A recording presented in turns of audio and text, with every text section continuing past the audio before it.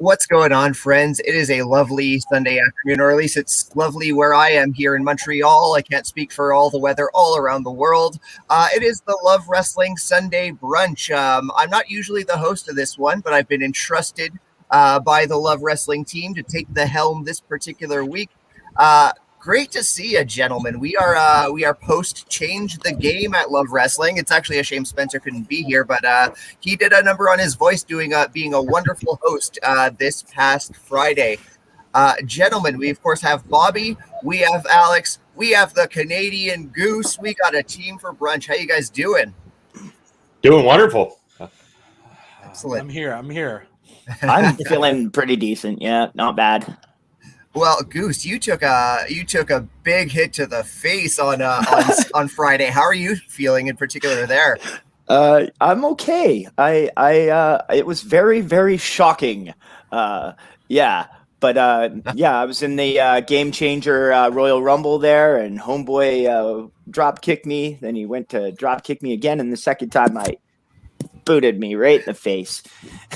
Walk it off. Good times. Walk it Yeah, off. well, I took one right in the beak. Yep, right in the kisser, in the honker, right in the honker. We got some familiar faces in the chat room. Astrid, thank you very much for joining us. We also have, Alex, can you take the helm here? I'm reading and there's a lot of glare on my screen.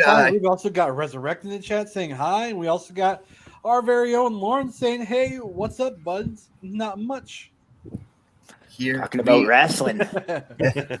Yeah, and as mentioned, we kind of just threw this particular episode of Sunday Brunch together. So if anyone in the comments has great wrestling topics for us, we are eager to discuss them. But I don't know, let's put it to the group. Who can I put on the spot to come up with a good topic? I think I'm going to do so with Alex. Yes. Well, what's on your mind? Well, I'm a wrestling fan, but I'm also a nerd at heart. So I was doing some research into a new DC Suicide Squad kills the Justice League, and I found out that King Shark is going to be being voiced by the one and only Samoa Joe, which I thought was very interesting. Nice. So I guess we could start there. Is there anything that you guys like? Seeing wrestlers outside of wrestling, obviously, like in movies and comic books and stuff like that. Is there anybody that you guys really enjoyed seeing, like Phil Brooks doing the Thor comic, or maybe an Undertaker in No Holds Barred? A Suburban Commando. There we go. Yeah. Sorry, Hulk Bobby, Hogan was also in that. Yeah.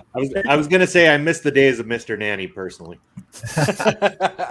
I recall before the MCU became the juggernaut in the film industry that it is, excuse the truck sounds. I remember that there was some rumors that Triple H would be the one to wield Mjolnir. And that's for the better that didn't happen, but it might make a good episode of Marvel's What If. Yeah, he did make a good vampire in Blade Trinity, if I remember correctly. I think Triple H being Thor in Thor Ragnarok would be freaking awesome. Scene where Stan Lee cuts his hair and he's all scared. You can just imagine Triple H being like, "Oh, would have been a lot of fun." Watch out for my nose. Oh, wow. Anyone got? Well, go ahead, Zachary. Well, actually, I was going to point. I think you were reaching out to the same comment I saw from Astrid. Suzuki versus Bryan Danielson. Yeah, the talk of the town, that match. Let's talk about it. What did you guys think? I got to catch a little bit of it in waiting for Change the Game on Twitch, which unfortunately didn't happen. So didn't catch a lot of it. Zach, I know you're probably preoccupied with the event as well as Goose. Bobby, did you happen to catch any of it? I did not. Again, I heard it was good. The game so patiently, and it never happened. So no, I haven't actually caught the match yet. I mean, Danielson's such a treasure, though, and I mean, he gets the best out of just about anybody he works with. So I imagine, with all the talk that's going around about it, it's worth my time to check it out. I'm sure it was a blockbuster match. Yeah, I mean, as mentioned, I really wanted to check it out as well, but I was enjoying Change the Game. And once again, like, I don't want to speak on behalf of the organization, but Twitch, obviously, it just didn't work out for us that particular night. But I say with confidence, not with confirmation, that viewers will be able to see it, stream it in the very near future. Yeah. Yes. Yeah. Hopefully. Yeah, fingers crossed. I want everybody to see me get kicked in the face. I want to see you get kicked in the face. I'd also like to see the parts where I kicked all kinds of ass, because that happened too. Yeah, I was a little remiss. I didn't get to see our very own Chris Parrish lose the Love Wrestling Elite Championship to. Oh yeah, I headbutted the shit out of him. So I'm a little. I was most upset about that, I think, on Friday. It was a fun match, and it was fun to see Goose and Parrish, people I've worked with very closely over the past year, see them what they do best, and that's perform in the ring. It was great stuff. Yeah. It was definitely a pleasure, for sure. There was also some other really fantastic matches on that card. The hardcore match between Colton Kelly and Holden Albright was absolute insanity. There was a big fireball spot. I don't know if you saw that on Jack Pride's page, but yeah, Jack Pride showed up and decided to, shoot some flames over at Colton Kelly, which cost poor Colton the match. And that was an incredible performance. Of course, Michael Richard Blaze and Randy Mars was excellent. It was a great card from top to bottom, and I was incredibly grateful to be a part of it. And I was happy to see all those other fantastic Canadian wrestlers. Yeah. If I could highlight a comment here, Parrish, Alex's favorite wrestler. No. That would be myself, but I haven't done that a lot lately. I don't think Alex has ever seen any of my matches. I have, actually. I have seen your matches. Oh, okay. Yeah. All right, cool. And then we have Lawrence in the comments. Dave Bautista is the best wrestler turned actor, and it's not even close. Yeah, as The Rock. Roddy But then- Piper, John Cena,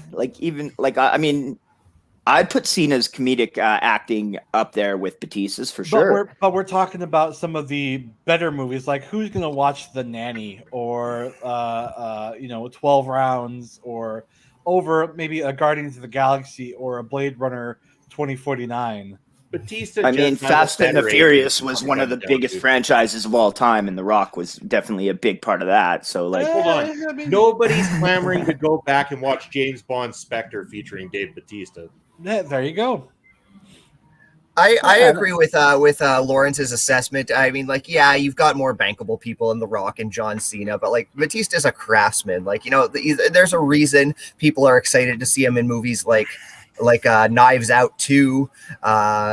He made a name for himself with the whole Drax gimmick, and it's been a lot of fun since. He's been doing great work. Yeah, he's fantastic.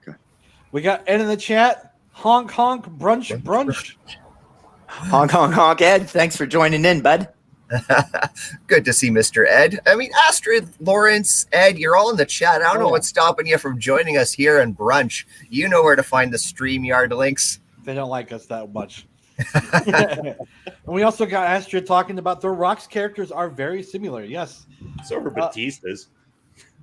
Yeah. But at the same time, I don't know if you guys ever saw. I don't know if you guys ever saw the spoof for the Fast and the Furious series called Super Fast, where the guy who is just being The Rock or imitating The Rock is putting on baby oil the whole time, and I was like, that seems accurate. That's fun. And then we also have Astrid in the chat. Lady Frost getting an offer from Impact. That's excellent. Yeah, good. Congratulations to Lady Frost. And I think Masha Slamovich also got an Impact. Impact. That's offer, correct. Solid. Which is also amazing, Seeing a lot of these people that we've had on. How did I become the host? Hold on a second. How did I become the host all of a sudden? No, you're rolling, Alex. I didn't want to do this. No, I mean, seeing these people that we've had on our, Spencer interview, like Masha, having these contracts is amazing. I love seeing people that have come up from the small time, make it up to the big time. I know a couple of people who have done that, and it's amazing. Yeah, it was great to see Lady. I'm glad that Lady Frost is getting this offer. I've been watching a lot of NWA, of course, and she's been featured, and it's always a highlight when she's on the screen. It's a good get for Impact Wrestling. Mm-hmm. I don't think I've ever seen her wrestle. Does she do like a Sub-Zero gimmick? I wouldn't say she went full Glacier, but like she's got those chilling motifs. I'm disappointed she didn't go full Glacier. I almost want to see like Glacier come out as her dad or something. You never go full Glacier. Never go full Glacier. There's the soundbite for today's episode. There's the Clerks 2 reference for you. What else we got? We got any more? How's MLW doing there, Bobby? They're rolling straight along. I mean, Alexander Hammerstone is the new heavyweight champion.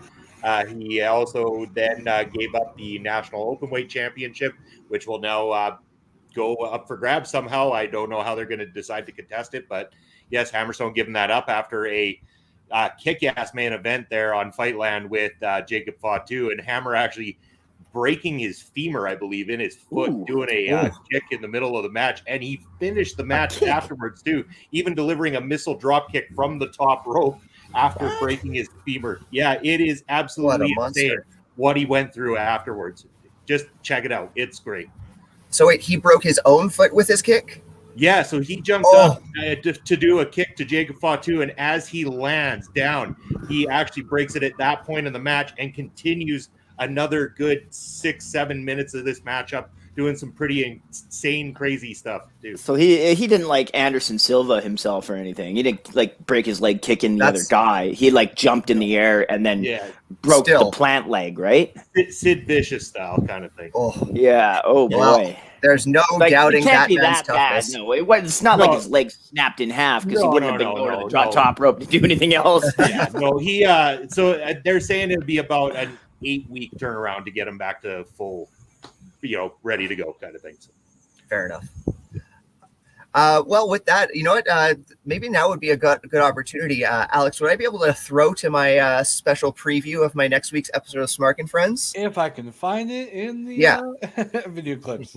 Yeah, just to tell you a little bit about what's going on this particular episode is I was trying to think of who to interview at Change the Game, and I couldn't decide. So what I did was I pretty much just ambushed each and every person I could with a camera. I have absurd questions for them. And here is a quick preview. Please enjoy. What's your name? My name is Spencer Love. Hello. Alicia Toot, the interview queen. Ava Wallace. Ava freaking Wallace. Yo, we're the Moros Twins. Sorry, we have to say that every intro. My name is God's Gift to Wrestling, Michael Richard Glaze. And what will you be doing at Change the Game? I will be hosting and cheering on one of my best buds in the world, Spencer Love. I'm promoting Change the Game. Alicia, it is October. Do you believe in ghosts? Yes, I've experienced some really strange things. I actually did see a ghost the other day. I saw the Da Vinci ghost the other day. Yeah, he's always here. He haunts us, but it's like a good haunting, so it's fine. Yeah. So that's a yes. What Hogwarts house are you? Gryffindor. Ravenclaw. I guess Hogwarts house? Quidditch, isn't it Quidditch? Is that a house? Slytherin. Slytherin's a house, yeah. Slytherin? The Slytherin? Rename the hot dog. Go.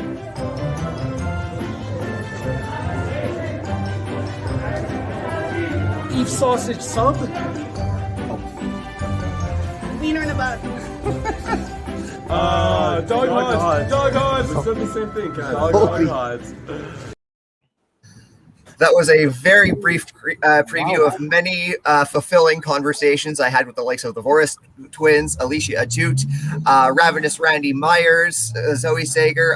Just a great roster put together. Canadian Goose delivered some great sound bites that we will be sharing this Thursday on the Smart and Friends podcast. I thought I made the cutting room floor. I was like, oh. No. Just that was just a preview, my friend. Yourself, saving him for the main event. He's saving you for the main event. There you go. The only time you're getting over. Yourself and Parrish will be riddled throughout the episode, of course. Very much in the same little style that we presented. Solid. It was a lot of fun having you out there, Zach. It was definitely a pleasure to meet you. And I know we already touched on MLW, but it was really great to have Alicia Toot there as well. I did like a little promo with her after the show, and then the next day I woke up and I had like 40 new Facebook friends. Maybe we should all do a little promos with her. Yeah, she's awesome. Yeah. Yeah. So yeah, that'll be coming out this Thursday as part of the usual release date. It'll be 1:00 p.m. Eastern Standard Time, released on Twitch as well as on Podbean and Apple Podcasts, and it'll be released a couple days later on YouTube. So check that out. Astrid, thank you very much. I'm glad you appreciated the preview. I'm looking forward to sharing the episode. It was a lot of fun to record. But yeah. What's next, gentlemen? What other topics shall we delve into? I've been on the road, in the sky rather, so my brain's a little bit addled. I'm not necessarily on par. Oh, hey, look who's joining us. There we go. Hey, the guy we can ask now for a topic, Lauren. Let's be clear. Dave Bautista's characters are not all the same. There is a reason Denis Villeneuve cast them in Dune. There's a reason James Gunn went on a long spiral about him, a long tweet thread about how good his acting is. He can do little things with characters that make you care. Yeah. I will now leave. I will always defend the honor of Big Dave Bautista. No, don't leave. Don't leave. Stay with us. What a run-in. I really believed that Rey Mysterio was supposed to be Batista's friend. Here we go. We can talk about this prior to, and if you tried to tune in to watch Change the Game, you were indulged by watching Speedball Bailey and Vita Scott and a group of people doing an impromptu wrestling show on Twitch, and our own Lawrence was a part of that. Lawrence, how was the experience, and did you try the one chip? No, I did not. I would have done it though. I literally have a bottle of the bomb Beyond Insanity unopened sitting there. I'm waiting for like one of our charity streams. Like I've already taken I still have a bottle of like the even hotter Hot Ones sauce in there. And like when I first opened and took it, I immediately started hiccuping. I ate some of that Da Bomb stuff once. Learned that lesson pretty quick. But yeah, as far as like, so for people who don't know, Speedball Mike Bailey has been putting on these Choco Pro style shows out of Lethal Studios in Montreal, which is a comic book studio run by Animal Bob Anger. And like, it's basically just a small mat. It's very much comedy wrestling. It's very much silly, but there's so much heart in it. And like being there, sitting, watch them, like, you would think like seeing them plan the match, it wouldn't be like knowing what's going to happen. It wouldn't be as fun, but it was like watching somebody draw a great sketch, then throwing a whole bunch of color on it and just watching these group of people just have so much fun doing what they're doing. And it's fully embracing the zaniness of everything. I'm sorry. Can you just tell me what this league is again? Where are they located? It's in Montreal. It's basically Speedball Mike Bailey. He started running his own shows on Twitch. It's very much, if you've ever seen Choco Pro or like her, which is like the Choco Pro is running out of like an apartment building and it's just on like judo mats. Oh, so there isn't a ring. They don't have a ring, eh? No, it's not a ring. It's on the judo mats. Okay. Weird. It's a lot of fun. It's a very Do people DIY take bumps spirit, still? Yeah. Like Speedball Mike Bailey, basically what Alex was talking about was in two of the matches. The first match was a tag team match where the losing tag team had to eat take the one chip challenge, eat the spicy chip. And then immediately afterwards, those two tag team partners had to face off against each other, the winner getting a glass of milk. I have to take the powder, boys. Nature calls. I'll be right back. And then the loser has to referee the next match without any milk or anything. Oh my god! Which is Speedball Bailey, and poor Speedball went through that entire match completely dying, and just even at one point just stopped counting and just like, whatever, I don't care anymore. It hurts so much. Yep. I saw him kind of just sit down behind the commentators and just kind of give up. And basically, that last match was an Iron Man match, which ended when Bryan Danielson and Murder Grandpa match started. So that was our countdown, and we were watching it live too to make sure. Oh, that's funny. There was actually some nice technical stuff back and forth in some of those matches too. It was fun to watch. Oh, they're like legitimately. The next night they performed at the IWS show. They are very good wrestlers. Oh yeah, on their own. Fantastic. So is Vita and everything too. So. But on the subject of heading to Lethal Studios to catch Friday Night Speedball, I understand you captured some footage and might be putting some together. Yep, I got a whole bunch of stuff from being there. Some of the show people what it was like, and I got stuff from last night, the IWS show. Some show people some of the matches because that was also a great card. Some good friends from ours from Twitch, like Big Ben Ortman, Veda, and obviously Speedball, who are obviously great supporters of Love Wrestling. All were there, so it was nice to see all of them there and perform. It was truly a great couple days. Awesome, dude. It sounds like Montreal has a great wrestling scene. Oh yeah. Oh yeah. We are definitely spoiled. I would love to come out there and wrestle. Just putting that out there for anyone in Montreal that Well, if PCP Manny of IWS happens to be watching this particular stream, Canadian Goose is who you want to sign on your next show. Right. I appreciate that. Thank you. Naturally, buddy. Naturally. Yeah. So what else we got? What else we got, boys?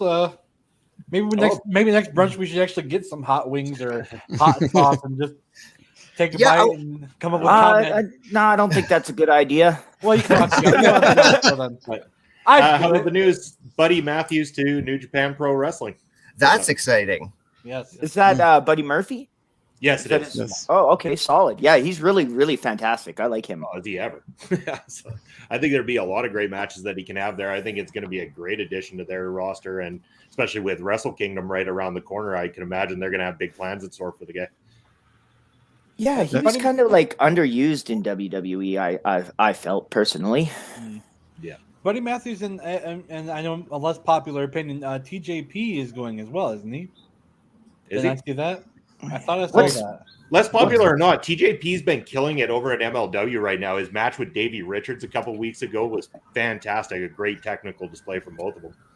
I've always thought TJP was fantastic. I don't know what is the source of the downing on TJP? Oh, he's an asshole. He's a straight up piece of garbage. He's a terrible person. Yeah, I try to stay out of wrestlers' personal lives though. At the same time, I mean, just enjoy the wrestling. When he makes it public and openly talks about his dumb bullshit, he can go straight to hell. He's a homophobic piece of garbage. Oh, really? I don't care if you can do it, and then he flips. Go to hell, JJP, you anti-mask garbage person. Maybe we shouldn't talk about that guy. And yes, he is literally killing it by not wearing a mask and spreading disease, you Christopher Columbus son of a bitch. Holy shit. I don't disagree with a single word Lawrence has said, and not a single one. But let's find topics that make us all happy. Yeah, sorry about that. I usually try that gave me great joy. So, the day Brunch was murdered. This is topical for around me. How about them Cubs? People around my state will get that reference. Yeah, there's also the teases about the Cult of Wyndham. Bray Wyatt making his return here coming up soon. Teases of pictures of him as the Fiend as well too. So it might be something that he's coming out with that's going to follow along that path as well. Where are those dropping? I haven't seen that. So, yeah, all over social media right now. He's tagging it as the Cult of Wyndham, and he's been posting pictures of him as the Fiend saying, "I'll feed the little birds very soon," and then hashtag Cult of Wyndham. That's amazing. I'm down. Yeah. When is he cleared to just show up whenever he wants on whatever he wants? Is clear now, if I'm not mistaken. It was this month sometime for sure. Oh, okay. I say with some confidence it's Halloween, but I'm not 100% sure. I mean, that would make sense. I'd like to see Bray Wyatt and Sting. I think that'd be dope. Yeah, that'd be something else. Here's my concern with Wyndham. Like, I'm a huge supporter of Bray Wyatt, Wyndham Rotunda. The thing I don't want is like WWE, like how they presented him was like this huge supernatural character, and that could work, like especially if you're at a place like Impact Wrestling. The failure of presenting Bray Wyatt, and this is from the cults, like the Wyatt family, all the way on, is I firmly believe he never had to win anything. All he had to do was be right. He had to be right when he was criticizing Cena for being a fraud. He had to be right about Finn Balor not being a demon. But essentially, like, he lost all these matches and he was being proven wrong all the time. Cena never was exposed as a fraud. He was himself through and through. And that just continued throughout. That trend continued throughout his career. He doesn't have to win matches. He just needs to be right. He needs to be proven right, and that is the character's power. That's what I have to say about that. Do you think his character, like, I'm assuming he's going to go to AEW just because that's where the money would be. Sure. But, do you think his character's too similar to that of Aleister Black, that what he's doing right now? Like, they both got that really creepy, like, music, and Malachi Black has the horns on his head now. And so what if Malachi Black was part of the cult of Wyndham? I mean, that makes sense to me. Yeah, or frankly, I don't know if House of Black is supposed to become a faction or something, but like it could go certainly either way. I don't know if they're necessarily similar. I mean, like, Malachi Black is kind of like an unstoppable force as opposed to like this more psychologically biting character that Wyndham Rotunda Bray Wyatt is so excels at. So I don't know. That's just my 2 cents. He definitely excels in his promos and stuff like that. I wish they'd go a little bit less on the no-sell, like what he was doing with The Fiend, which I felt kind of killed it a little bit, too, was the constant no-selling and stuff. I mean, you had a supernatural character in The Undertaker years ago, but at least there was some level of selling to his opponents throughout that time, even if there was times where he popped back up supernaturally and stuff like that. I wish they could go a little bit more that side, because Wyndham is a great talent. I mean, he's great on a microphone, and he has captivated audiences and stuff like that. It'd be nice to see what the next chapter brings for him. Yeah, like I was like, I like a little hesitant of him going to AEW because he could easily get lost in the shuffle because there is so much going on there right now. I think he's better served at, let's say, an Impact, where he can become like more eyes will be on him. There'll be a bigger focus on him because he's no, and like more eyes will be on him if he's in AEW. Well, like at the end of the day, like it's great creatively. There's like what I'm trying to say is creatively, there's a better chance for him to get more in. Yeah, I mean, he'll be a bigger fish in a smaller pond. Yeah. Yeah, I think I agree with that. Like, it's you could go to AEW and be one of many like a wealth of like tremendous talent and stars, or he could go to Impact and get doesn't have to share so much of the finite amount of airtime that they have. Yeah, I mean, I'll honestly just stick with my original stance that he's probably going to go where the money is. Yeah, that's fair. And the money's in AEW. Alex, what do you think about this? I sometimes think it's not necessarily about the money. You know, if you love the craft, you'll do it wherever. And I think that's exactly what Bray Wyatt is. He loves. I'm not trying to say he's a sellout or anything. No, not at all. I'm just saying AEW is not exactly known for hampering their talent, right? If he goes to AEW and he's in wrestling matches with people, they're going to let him do what he wants to do. Right, but I mean, at the same time, like, you already have a wealth of talent over there. Go someplace else and grow yourself a little bit. I mean, Impact would be a great place. How do you grow yourself from being? I'm sorry, I interrupted you. I apologize. Thank you. I mean, not necessarily grow. I mean, necessarily, but it's about improving your legacy. When Christian went to TNA back in the day, he improved on his legacy. Besides just being one of the greatest Intercontinental and doing stuff with Christian and whatnot, so he went and he improved himself by going to Impact. Yes, Bray Wyatt may not need to be one of those people that needs to improve himself, but he can do more by going to some place where he can flourish a little bit more, and where there's not a lot of other talent to say, hey, we've got this guy we're going to put on the mainstay. Instead, Bray can be right there. Bray can be the guy that, hey, let's go to him. He's going to be our big money maker. Let's go straight to him instead of going to, say, a CM Punk or a Daniel Bryan right now. They've got all the talent they can use right now. Some of these people are even being overshadowed by others. So if Bray were to go to Impact, he would be nothing but have the spotlight on him. Well, I hear what you're saying. I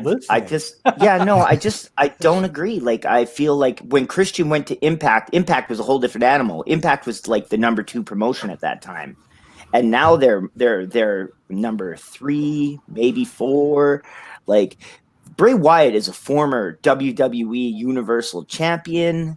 Like, he's a huge name. Arguably, if I had to make room on AEW for Bray Wyatt by firing Malachi Black, like, whoa, one of them was a former Universal Champion and has a huge lineage of prestige and name behind them, and the other guy was like a mid-card dude in WWE.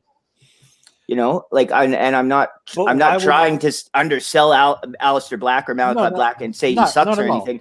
Not at all. No, he's fantastic. He's probably just as good as Bray Wyatt, maybe better. I mean, he's clearly in better physical shape, but I don't know. Like, I just see, like, Bray Wyatt is a huge, enormous star, and But I think at the same time, I don't think he requires any more further growth. I think at the same time, that mentality is what got WWE in trouble. Is they alleviated some of their talent to pay for others, and that's exactly kind of where you're going with that. Is like getting rid of Aleister Black, and I know this is only. And I'm not saying that's what they should do. I'm just saying that, like, this is a big name guy, and we could go round and round with this. So let's. I hear you, and I totally understand where you're coming. It's all a perspective thing. It's all about perspective. Like, he could go wherever he wanted to and flourish, and be better than he was in WWE. Better off. Oh, 100%. So, whether it be Impact, AEW, New Japan, your local bingo hall, he could be amazing. Yeah. Gentlemen, I do apologize for doing this very quickly, but I actually have to tag out. I need to depart right now. Sorry to do that so abruptly, especially since I pretty much roped everyone to doing brunch by agreeing to host the evening. But you guys got this. Yep. Thanks, buddy. Uh-huh. All right, Zach. Well, I hope everything is all right, bud. And it's nothing urgent. I just it's something pressing. He's done talking to us. It's nothing urgent, but just pressing. All right. You know what I mean? Nothing negative. Nothing negative is what I'm saying. Okay. All right, I'll see you guys in a bit. Take it easy, man. We'll talk again soon. Ciao. Well, all right, friends. Where does the road lead us from here? Then we got 15 plus minutes to go, and we've got nothing. Astrid, give us something. We burned it all up already. Yeah, we've spent it. We spent it all. Anybody else got a topic that we want to cover? A little topic that we want to talk about? Well, why don't you guys each highlight like one of your favorite matches from like just whatever. Just give me just recommend a great match that people go out and watch, something that maybe people haven't seen. Alex, why don't you go first? You would put me on the spot. Kurt Angle versus Shawn Michaels, WrestleMania 21. Something that people haven't seen, of course. I mean, what? I mean, it is a great match, but I mean, I would say anything Jake Omen. He's a local talent from around my area, and he is a spectacular person. Solid. Bobby? Check out on YouTube. It's in 2 parts, but Ric Flair and Bret Hart, for the first time that Bret Hart wins the WWF Championship. It came from Saskatoon. I was there live as a child, and the match itself is solid. Great moment for Bret winning it in the same city that his dad Stu Hart was from and legendary for. So go check it out.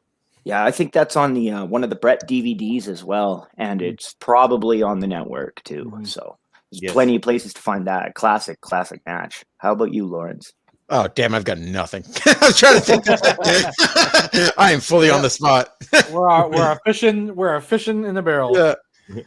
So, okay, well, I'm going to recommend this crazy Japanese Ring of Honor match I saw once. It was the Blood Generation I think they were facing off against who were the other guys? I can't remember. But it was a Ring of Honor 6-man tag. It was a bunch of Dragon Gate wrestlers, just nonstop action from top to bottom. A fantastic match. Awesome. Here's a little suggestion for us. Thank you, Astrid. The eliminated tournament bracket for AEW, I believe, is what she's talking about. What do you guys? Have you guys seen it? And what do you guys think? Nobody's seen it. All right, let's go here. Well, can we pull it up? What does it look like? I've got it right here. We've got 10 from the Dark Order going first round against John Moxley. We have Orange Cassidy and Powerhouse Hobbs. Dustin Rhodes versus Bryan Danielson. What? Dusty Rhodes? No, Dustin. Oh, okay. They're not bringing back the ghost of Dustin Rhodes. and then Lance Archer versus Eddie Kingston. I think that's I would like to see Powerhouse Hobbs go a little further in this, make him a little bigger of a star. I don't think Orange Cassidy needs the first round win. He's going to be fine. As much as I'd like to see Orange Cassidy with the title sometime, but I think it's setting up very much probably Moxley versus Danielson. It's a good way to get two very much over baby faces in sort of a finals where they sort of do respect each other, but both are determined. Two people who will fight to the death to win and beat the hell out of each other. It'd be a hell of a match to watch it and see how they do in AEW, which we've seen in WWE. How do you guys feel about Archer versus Kingston? These two are gonna absolutely beat the hell out of each other, for sure. Yeah. 100%. And then I'm a big Eddie Kingston fan. I'm just a sucker for the just regular ass New York dude. Mm-hmm. Is Daniel Bryan, CM Punk, Kenny Omega, any of those guys in this tournament? Bryan Danielson is, yes. Yeah. Oh, okay. Kenny Omega is the champion, so I don't think they would put him in the tournament. Yeah, okay. Because I like the what is Powerhouse Hobbs and Orange Cassidy, Lance Archer and Eddie Kingston. We just went through all the guys that are in AEW and the creme de la creme, and I mean, I'm not trying to crap on the guy, but putting a guy 10 from the Dark Order in there instead of some really well-known main event guy is an odd choice to me. I'm kind of is this supposed to be main event guys against mid-card guys? Is the tournament designed to put over a new guy? What's the angle here, boys? I think at least in the first round, they're mixing potentially some guys who are mid-card and then the big stars to at least give him a shine and give him a moment with a bigger star at the 10 obviously gets a bit lost in the shuffle in Dark Order, so it gives him a time to shine on his own, even if it's just going to be a squash match. Yeah, that's what it sounds like. Yeah, it feels like it's going to be it's probably going to be that with Moxley, but even if he just gets a few minutes with them, it gets some of his stuff in.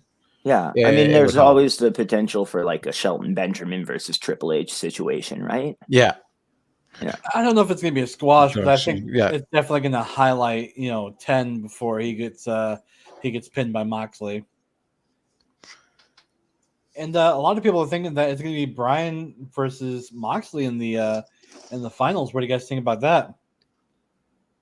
I mean, it's a little bit like a big WWE match. It's probably happened on numerous occasions already. So, John Moxley is not the first guy I'm clamoring to see Daniel Bryan wrestle in AEW, but I already got to see him wrestle Kenny Omega. So everything's gold from here. I'll watch Bryan Danielson wrestle a broomstick. It would be great. Yeah. But I also think it's a matter of these are eventually going to happen. It's inevitable. We're gonna see CM Punk versus Kenny Omega. We're gonna see CM Punk versus Daniel Bryanson. We're gonna see it's inevitable once you think about it. Moxley versus Bryan is just smart too, because it's a draw match. It's gonna. I mean, not that AEW needs to draw any more eyes to its product. I mean, they could, but it's one of those matches where you're okay, I want to sit down and watch that. It definitely gives some validity. You know what I'm trying to say? Yeah. To your whole argument about bringing Bray Wyatt in, right? Because it's Mhm. like, okay, you bring in Bray Wyatt, and then he's going to wrestle Daniel Bryan and John Moxley a bunch of times. Like, But who doesn't want to see Yeah. Bray versus an Omega? yeah, who doesn't? I do. I want to see Bray against Malachi Black too, and Yeah. like they didn't wrestle in WWE, like not as far as I know. No, Let's see. Astrid with Britt versus Anna Jay next week. What do you guys think of that? I like Britt Baker. She's really good. I'm not super familiar with Anna Jay. Like I think Anna Jay has been like greatly improving.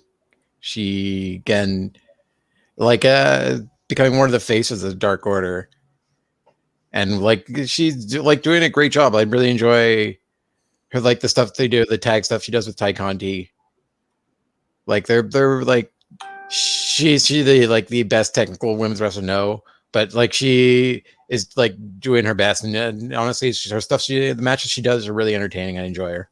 Like it's gonna be a fun match. Like both of them could probably bring a lot of stuff at each other. I like that they're actually giving women a little more time and be actually giving storylines and like a little bit of a longer story with like Anna Jay, Ty Conti, and like Britt and them, and like I'm excited for it to watch that next week.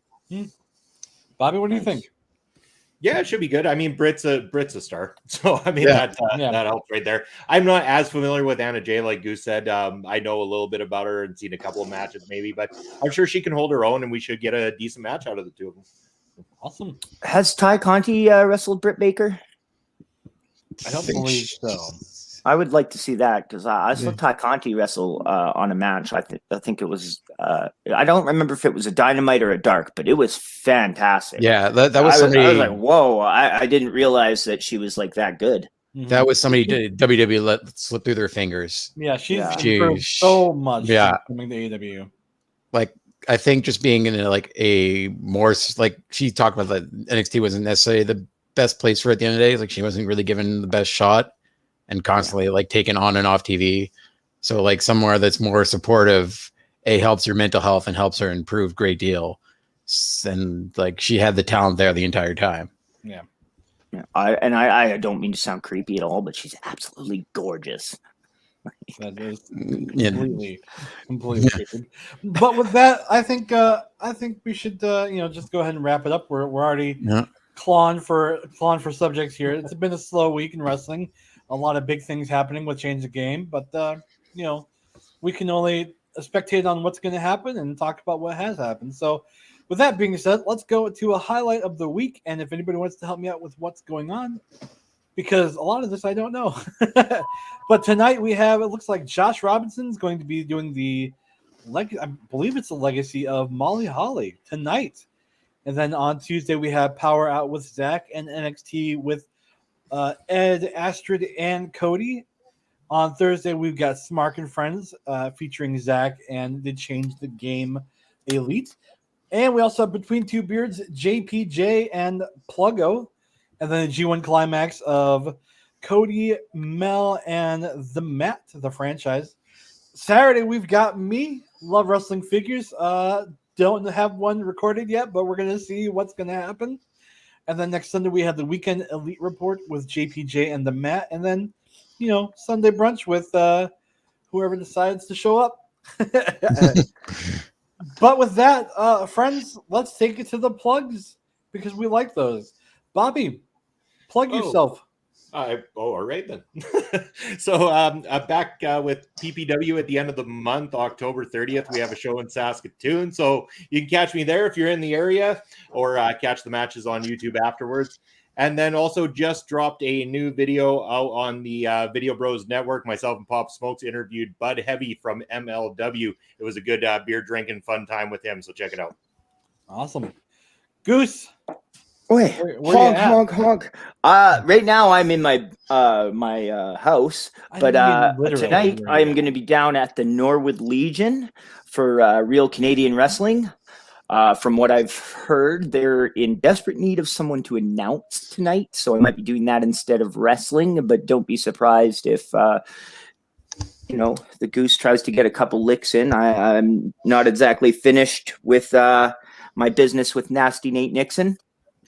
So I will be there tonight, and feathers are going to fly. Awesome. Lawrence? What you got going on? Not too much right now. I am starting to work on more stuff for Love Wrestling, which we'll see soon. And you can just follow me on Cartier NDG on Instagram and Twitter. Awesome. And you can find myself, as always, at Twitter and Facebook and on Twitch at EchoGuy87. Like I said, next week we have the new Love Wrestling figures. There should be an episode up that was supposed to be posted yesterday. Don't know what happened with that, but that was Elite 10 Kane. So definitely check that out if you haven't.